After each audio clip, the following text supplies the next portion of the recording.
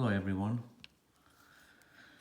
I have a video that shows how to fix ls460 2007 to 2012 and on. I don't know how the latch works on the other models.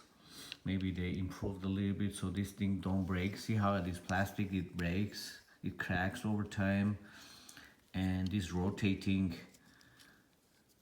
electronic contact device just comes off, and the mechanism just keeps on turning and turning because it doesn't know what to do, so it's not opening and closing.